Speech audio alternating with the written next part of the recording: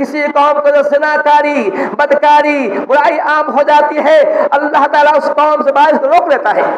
اس قوم کو بارش سے محروم کر دیتا ہے، بارش نہیں ہوا کرتی ہے۔ یاد کیجیے حضرت یوسف علیہ السلام کو، یوسف علیہ السلام جس قوم کے اندر برائیاں بہت تھی، برائیاں بہت تھی، زناکاری عام تھی، غریب کو دانے دیجیے، لونڈی دان دیجیے، بڑے بڑے شریف لوگ، بڑے بڑے جو بڑی بڑی فیملی کے لوگ تھے، ان کے اندر بھی زناکاری کا مسئلہ تھا۔ یہی وجہ ہے کہ یوسف علیہ السلام کو زلیخا نے جو ہے برائی پر آمادہ کیا تھا، لیکن اللہ تعالیٰ نے یوسف کو بچا لیا تھا۔ یہی وجہ کہ اس قوم کے اندر بھی خستگی آئی تھی، کیونکہ اس قوم کے اندر بھی زناکاری تھی۔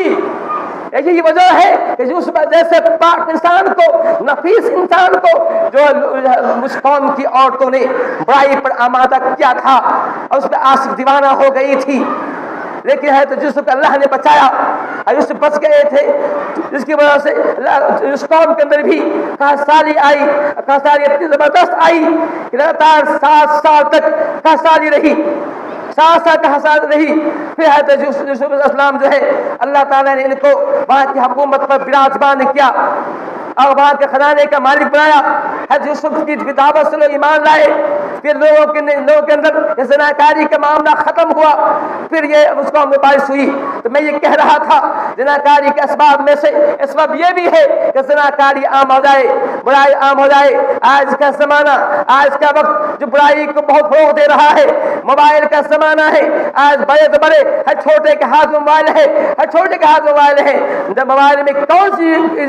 چیز ہے نہیں پائی جاتی ہے، اس موبائل نے ہماری قوم کو برباد کر دیا ہے، ہمارے نوجوانوں کو برباد کر دیا ہے، اخلاقی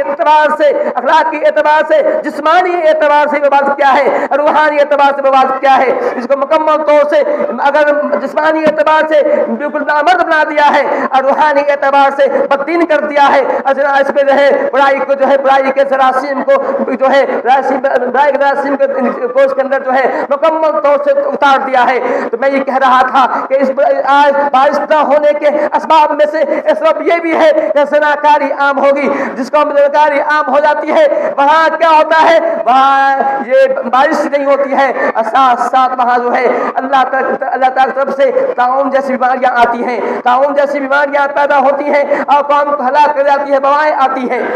میں اسی طرح سے بارش کے نہ ہونے کا